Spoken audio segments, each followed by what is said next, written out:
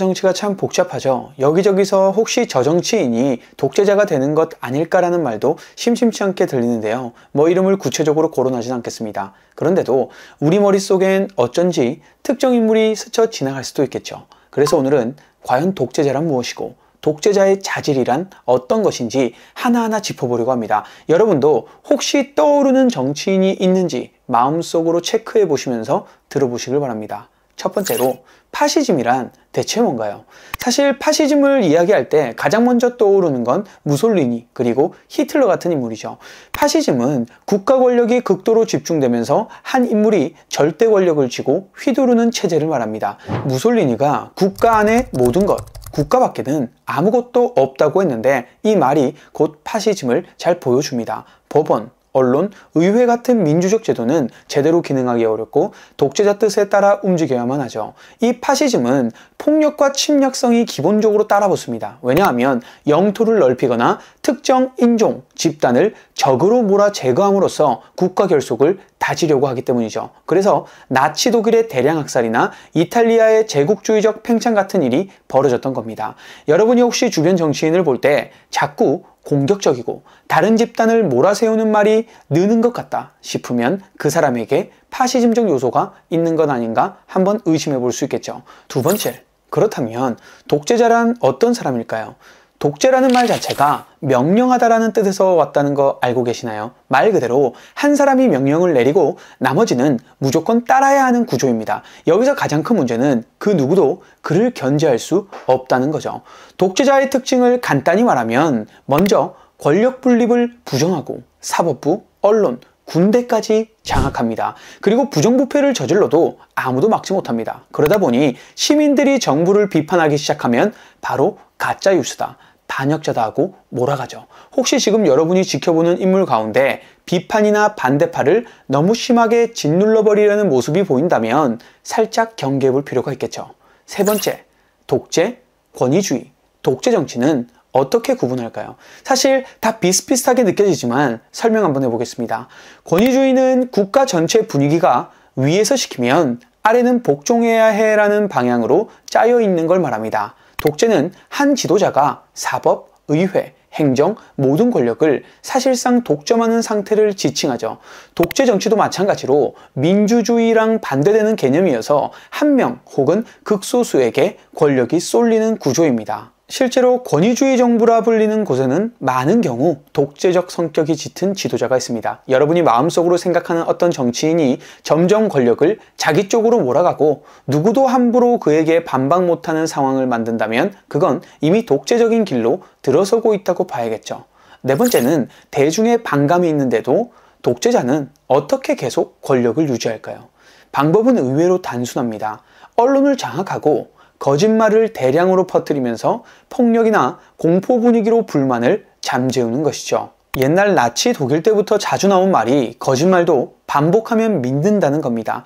비판적인 언론을 저들은 다 거짓말쟁이라고 공격하고 동시에 자신에게 유리한 선전 자료를 쏟아냅니다. 그러면 사람들은 뭘 믿어야 할지 점점 헷갈려하죠. 또 폭력이나 협박으로 반대파를 침묵시키면 괜히 나섰다가 큰일 나겠다 하고 대중은 스스로 말을 아끼게 됩니다. 이게 바로 자기 검열이 시작되는 순간입니다.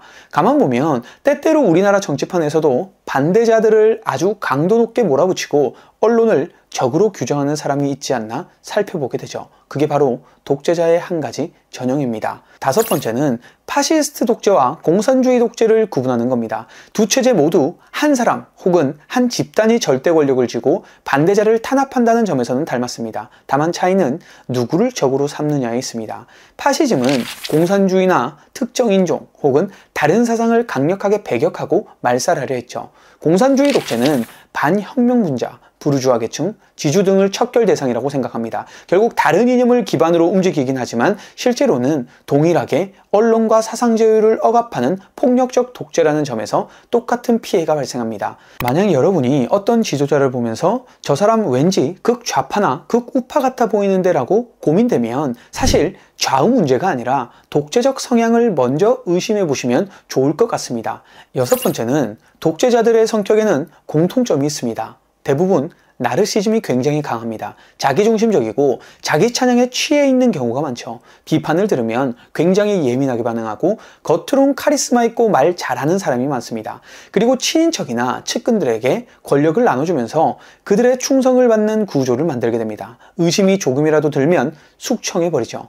7번째는 독재자는 처음부터 어떻게 권력을 잡았을까요? 대표적으로 3가지 경로를 꼽죠. 첫 번째, 임명입니다. 무솔리니가 왕으로부터 총리 자리를 받았고 히틀러 역시 보수 엘리트들이 좌파 맞기에 딱 좋은 인물이라며 등용했습니다. 두 번째는 쿠데타입니다. 군사 권력을 동원해 정권을 전복하는 고전적인 방식이죠. 세 번째는 선거입니다. 처음에는 합법적으로 선출된 뒤에 점점 제도를 고쳐가며 권력을 독점하는 겁니다. 푸틴과 에르도안 등이 이 경우에 해당되죠. 우리나라도 민주체제지만 만약 어떤 사람이 선거로 당선된 뒤에 하나둘씩 제도를 자기 손아귀에 넣고 주변 반대 세력을 탄압하기 시작한다면 그건 이미 독재의 문을 열었다고 볼 수 있겠죠. 8번째는 바로 셀프 쿠데타입니다. 이건 이미 대통령이나 총리 자리인 사람이 정당하게 물러나야 할 때가 되었는데도 안 내려오고 의회나 사법부를 무력화하는 걸 말합니다. 나 안 나가라고 버티면서 사실상의 쿠데타를 일으키는 거죠. 페루의 카스티요나 베네수엘라의 마두로가 대표 예시이고 2021년 1월 6일에 미국에서 벌어진 사태도 일종의 셀프 쿠데타 시도였다고 분석하는 사람들도 많습니다. 9번째는 히틀러도 쿠데타를 시도했다가 실패했는데 결국 집권을 했습니다. 맞습니다. 1923년 맥주얼 폭동을 일으켰다가 실패해서 감옥에 갔죠. 거기서 나의 투쟁을 썼습니다. 그리고 출소 후에는 합법적 선거라는 방법으로 집권해버렸죠. 독일의 정치 엘리트들이 이 사람 왠지 위험해 보이지만 좌파는 잘 막아줄 거야 라고 생각해 지원했었던 거죠. 결국 독재자를 자기 손으로 키워낸 셈이 되고 말았습니다. 이 교훈이 우리에게 시사하는 바가 있습니다.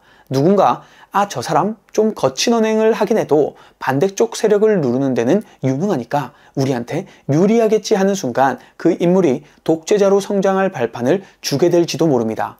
10번째, 독재자들은 부정부패도 심각합니다. 그러면 돈은 또 어떻게 벌어들일까요? 보통 도둑정치라고 부르는데 국가의 재정을 사유화하거나 국영기업에서 나오는 이익을 자기와 측근들이 독점합니다. 러시아 푸틴이 대표적이고 카다피 시절의 리비아, 수많은 아프리카 독재의 국가들도 그랬었죠. 만약 지금 우리나라에 국고나 기업 이권을 자기 쪽 인맥과 나눠먹는 듯한 냄새가 난다면 그것도 독재자의 길로 가는 위험 신호일 겁니다. 11번째는 그런데 왜 사람들은 이런 독재자를 때때로는 지지할까? 입니다. 흔히 독재자들은 내가 이 혼란을 싹 정리해줄게, 나를 믿어라며 해결사 이미지를 내세웁니다. 경제가 어려울 때나 치안 문제가 생길 때 유권자들은 누가 좀 세게 나서서 해결해줬으면 하고 기대하게 되죠. 거기에 독재자들이 이민자, 소수자, 특정 이념 그룹을 저들이 우리 삶을 위협한다고 부풀려 공포심을 조성합니다. 그러면 불안한 시민들은 저 강력해 보이는 사람이 해결해 주겠지 하고 표를 던집니다. 민주주의가 복잡하고 지루하게 느껴진다고 해서 차라리 한 번에 해결되면 좋겠다는 생각으로 독재자를 지지하면 결국은 표현의 자유, 정치적 자유를 전부 잃게 될 수 있습니다. 12번째, 독재자는 왜 그토록 집회나 대형 행사를 좋아할까요? 그건 군중의 열광이 독재자에게 확신과 권위를 부여하기 때문입니다. 옛날 나치 독일의 대형 집회, 무솔리니의 수많은 퍼레이드처럼 모두가 나를 찬양하는 분위기에서 독재자는 내 말이 곧 진리라는 착각에 빠지기 쉽습니다. 현대에도 규모만 크게 만들면 TV나 인터넷으로 중계되면서 저 사람 지지자 정말 많다며 대세론이 생기기도 하죠. 13번째는 그럼 결과를 조작하려면 그냥 선거를 안 열면 되지 왜 굳이 선거를 열어서 조작할까요? 그 이유는 선거를 아예 없애버리면 독재라는 사실이 너무 드러나기 때문이죠. 그래서 표면적으로는 선거를 진행하되 실제로는 언론, 사법부, 선관위를 장악해서 마음대로 조작합니다. 이렇게 하면 우린 합법적으로 이겼다는 명분을 내세울 수 있죠. 한국에서도 우린 민주주의 국가라고 말은 하면서 혹시 뒤에서 공정성을 해치는 짓을 은근슬쩍 하고 있지는 않은지 의심해 볼 필요가 있겠죠. 마지막으로 독재자는 왜 항상 언론, 야당, 외국 세력, 테러단체 같은 외부의 적을 탓하는 걸까요? 독재자에게 내부 비판과 부패 문제가 부각되면 굉장히 곤란합니다. 그래서 대중의 시선을 다른 곳으로 돌려야 하죠. 조금만 생각해봐도 한국에서도 이런 식으로 다른 나라 탓, 저 사람들 탓 하면서 내부 문제를 은폐하려는 모습을 종종 볼 수 있습니다. 그게 과연 정당한지, 독재의 전형적 수법인지 생각해 볼 만합니다. 어쩌면 지금 이 영상을 보는 분들 중에서는 내가 떠올린 그 정치인, 이거 딱 해당되는 것 같은데 하는 생각이 스쳤을 수도 있습니다. 여러분 각자의 판단으로 지금 우리 사회나 특정 정치인이 어디까지 이런 징후를 보이는지 한번 점검해 보시면 좋을 것 같습니다. 영상 시청해 주셔서 감사합니다.